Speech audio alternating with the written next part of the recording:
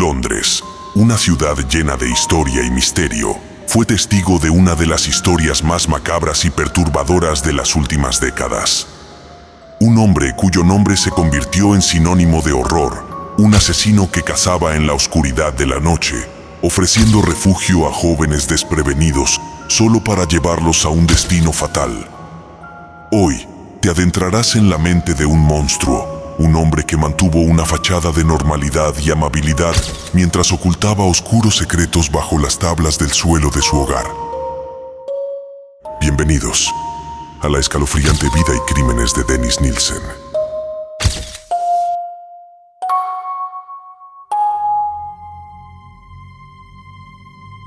Entre 1978 y 1983, Dennis Andrew Nilsen llevó a cabo una serie de asesinatos que sacudieron a la sociedad británica hasta sus cimientos. Con una frialdad que helaría la sangre de cualquiera, estranguló y desmembró al menos a 12 hombres y adolescentes, manteniendo sus cuerpos en su casa durante días, incluso semanas.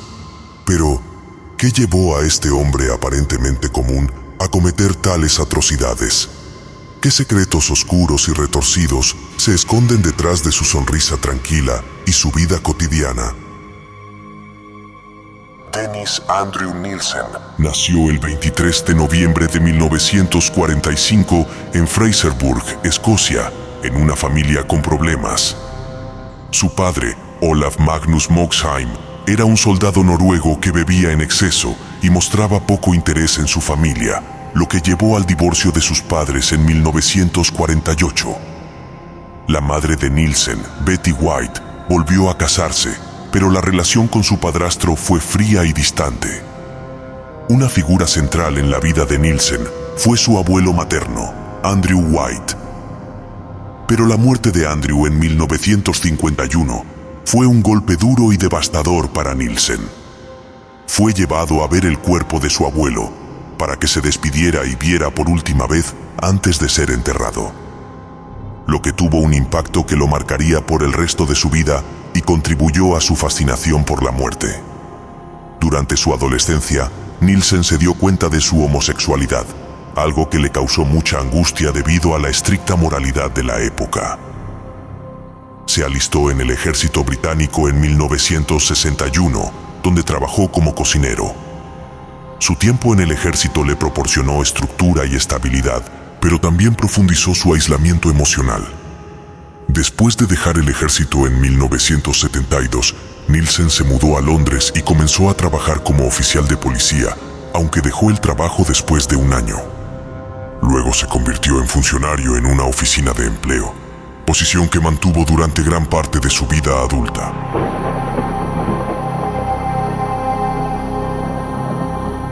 El 30 de diciembre de 1978, Nilsen cometió su primer asesinato. Conoció en un pub a un joven de 14 años llamado Stephen Holmes. Después de pasar la noche bebiendo juntos, Nilsen invitó a Holmes a su casa. Allí terminarían teniendo relaciones, y en sus confesiones posteriores a la policía, Dennis afirmaría que todo comenzó a la mañana siguiente. Se imaginó al chico vistiéndose y marchando de su habitación, pero Nilsen no pudo soportar eso. No quería volver a sentirse solo. Nilsen cogió una corbata que había encima de una mesa junto a la cama y comenzó a estrangularlo, para luego terminar con la vida del joven de 14 años, ahogándolo en un balde de agua. Una vez calmada su ansiedad y seguro de que nadie iba a abandonarlo, puso el cuerpo de Stephen en la cama y a continuación Nilsen durmió a su lado, abrazando el frío cuerpo del joven de 14 años. Luego lo vistió y escondió el cuerpo debajo de las tablas del suelo de la habitación. Guardó el cadáver del joven Stephen durante meses antes de desmembrarlo y deshacerse de los restos, enterrándolos en diferentes puntos de su jardín.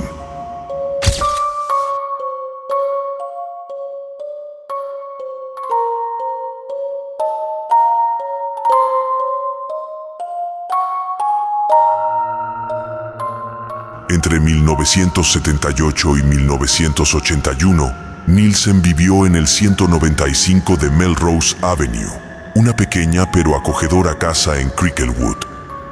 Durante este tiempo deambulaba por bares y estaciones de tren en busca de víctimas. Las atraía con la promesa de alcohol o un lugar donde pasar la noche. Una vez a solas, en su casa, estrangulaba a sus víctimas, luego las ahogaba y enterraba los restos en el jardín, manteniendo los cuerpos de sus víctimas durante días o semanas antes de desmembrarlos, asesinando al menos a 12 hombres y adolescentes durante su estancia en esa casa. También realizaba rituales mórbidos, como bañar los cuerpos, peinarlos y arreglarles el cabello, sentarlos a la mesa mientras comía o sentarlos en su sofá, lo que indica una profunda desconexión emocional y una fijación con la muerte abrumadora.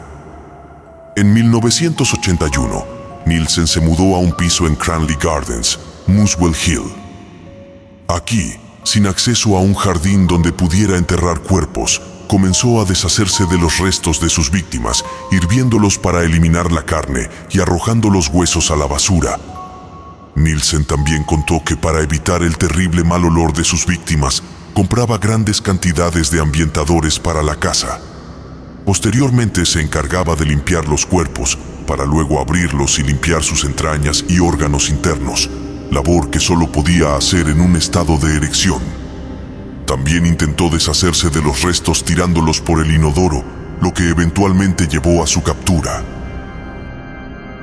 El 9 de febrero de 1983, un trabajador de una empresa de desagües fue llamado a Cranley Gardens para investigar un bloqueo.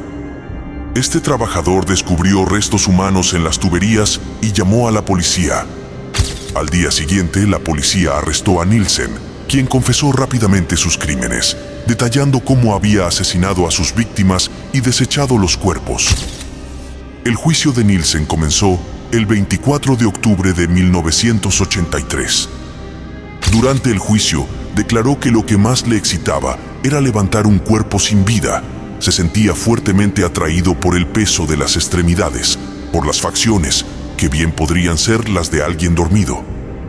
Declaró que veía en la muerte algo puro y limpio, y que todo eso le atraía enormemente. Su modus operandi siempre era el mismo.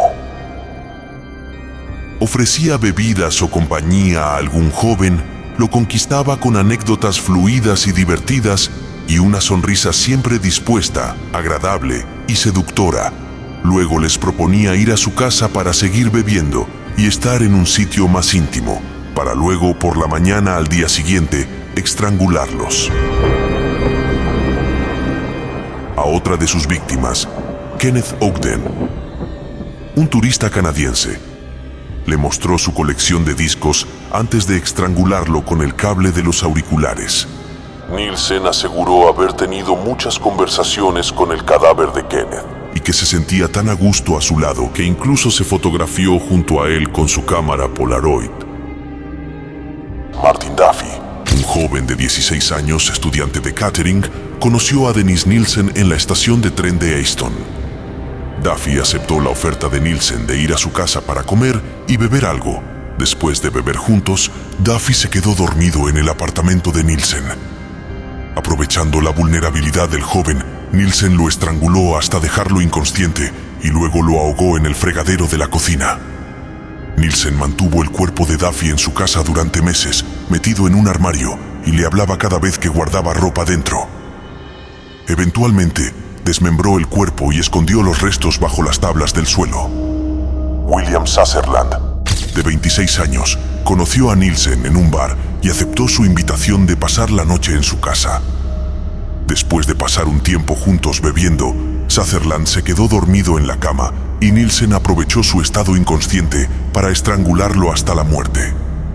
Nielsen mantuvo el cuerpo de Sutherland escondido debajo de la cama unas semanas, tratando el cadáver con cuidado, hablándole cada noche y contándole sus problemas antes de irse a dormir para posteriormente desmembrarlo y deshacerse de los restos. Acusado de 6 asesinatos y 2 intentos de asesinato.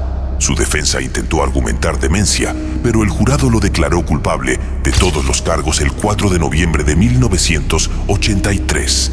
Nielsen fue condenado a cadena perpetua, con una recomendación de no menos de 25 años. El caso de Nielsen provocó una reevaluación de las políticas de seguridad para jóvenes sin hogar y vulnerables, así como una mayor conciencia sobre los peligros de la soledad y el aislamiento emocional. También planteó cuestiones importantes sobre la manera en que se trata a los delincuentes sexuales y a las personas con problemas de salud mental. Nielsen pasó el resto de su vida en prisión, donde escribió su autobiografía y mantuvo correspondencia con varios escritores y periodistas, tratando de justificar sus crímenes y explicar su fascinación por la muerte. Su autobiografía, aunque no publicada oficialmente, ha sido objeto de mucho interés y controversia. Nielsen murió en prisión el 12 de mayo de 2018 a los 72 años, tras sufrir una embolia pulmonar y complicaciones de una cirugía abdominal.